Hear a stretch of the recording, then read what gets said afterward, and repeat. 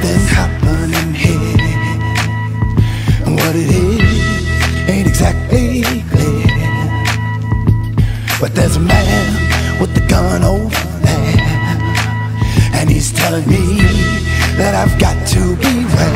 And I think that one consensus that we all share is that we have a mess that has been created by too much government. And how did we allow that to happen? Well, we got too complacent as a people. And what has happened is we've had too many people in the Congress, too many people in the executive branch, too many people in the judicial system that flat out ignore the Constitution. What we need are people who will stand firm on the Constitution.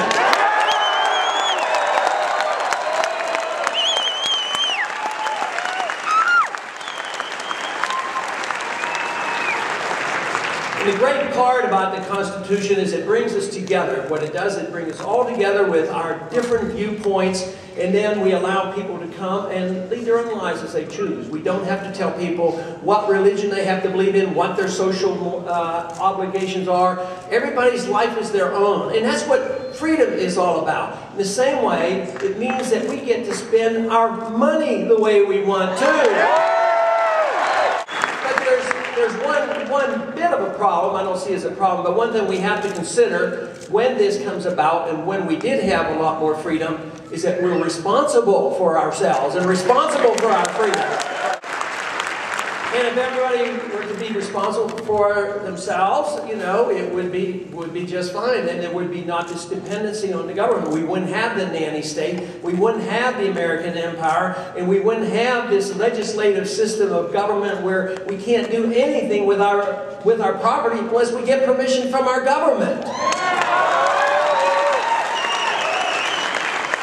But there's no doubt in my mind that we as a people and as a country are facing a crisis. And I think we probably wouldn't be here tonight if we didn't understand that and realize how serious this is. And fortunately for us who believe in limited government and the Constitution, we don't have to start a brand new revolution. All we have to do is restore the principles of the original revolution.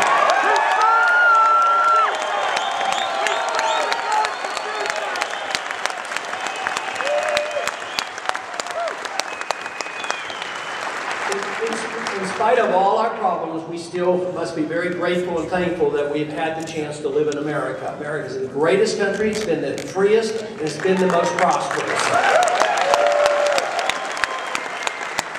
But of course, what we're witnessing is the loss of some of those freedoms, and eventually there'll be the loss of the prosperity, because today the prosperity we have is not real. It's all based on debt. Individual debt, corporate debt, government debt, international debt is just overwhelming, and therefore our house is built on sand. It's not built on rocks, and therefore it can be pushed over rather easily, and therefore we must do something quickly, and that's what this campaign is all about. But economic events have changed a whole lot in this last year as well. I was taken back a little bit the other night when Tim Russert said that now that foreign policy, essentially he said this, now that foreign policy is not the top issue, the economy is the top issue. Tonight we're going to talk about the economy. Well, the truth is you can't talk about our economy without talking about our foreign policy. I see us facing that same type of problem right now, because in the last decade, even after conservative Republicans were elected, our job was supposed to be to cut back on the size of government, but we failed that. And if we are going to survive as a party, we better get back on track and defend these principles that used to be the Republican Party, and that is defending liberty and our Constitution.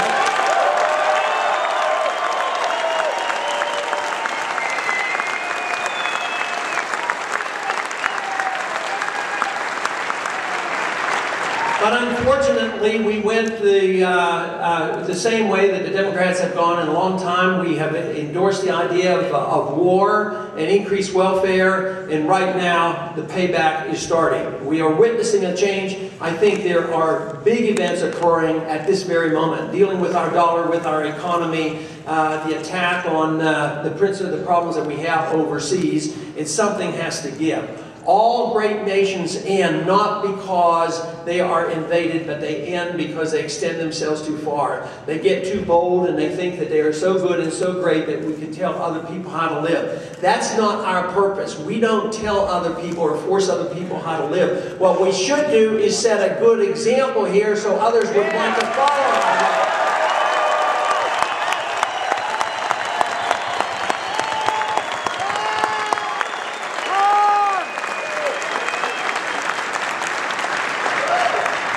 But because we have pursued this foreign policy of interventionism and we've now bogged down once again in wars that shouldn't be fought, we're involved in Afghanistan, it's not going well. They pretended that last year was a grand year, a turning point, another mission accomplished in Iraq. And guess what? It was our worst year ever. More deaths last year. So we can't fool ourselves. We have to admit the truth. If a mistake has been made, we have to face up to it and change the methods of what we're doing, change our policy, and get our troops home from Iraq.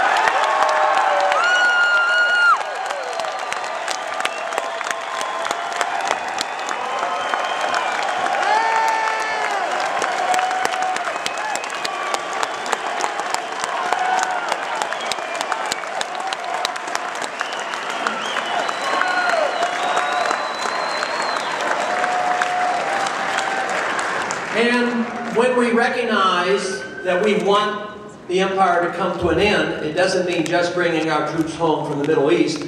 It's about time we brought our troops home from Korea, Japan, and Europe.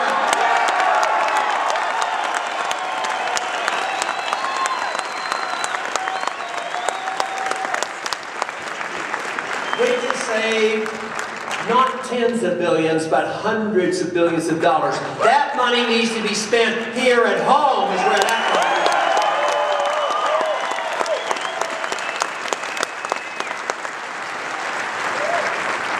is. The middle class is hurting, and it's hurting because of our monetary system and our economic system and because of our foreign policy. If we want to save the middle class, which is characteristic of a free society, the freer you are and the better the markets are, the larger the middle class is. But guess what's happening? The middle class is shrinking, and they're not becoming the rich class, they're becoming the poor class. That's why we have to reverse these trends that we are bogged down in today.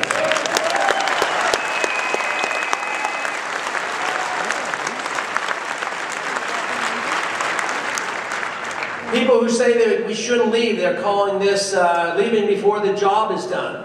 Some even indicate, I think the individual that said this happens to be one of the other candidates, and I wouldn't dare say his name, but he thinks we should stay for 100 years if necessary. Where is he going to get the money? How much more can he tax us? How much more can he inflate? How much more can he borrow? He has to look at history. We have to realize this comes to an end. Why wait for it to come to an end in a disaster and a collapse of our system? Let's bring it to an end gracefully with common sense and following the Constitution.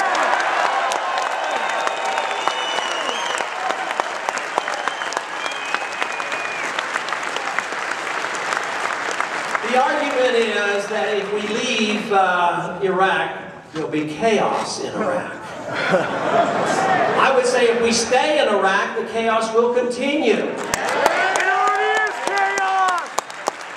know, we were told that we had to go to war because of 9/11. Of course, everybody knows. They quit even trying to claim that anymore. Everybody knows that Iraq had nothing to do with 9/11.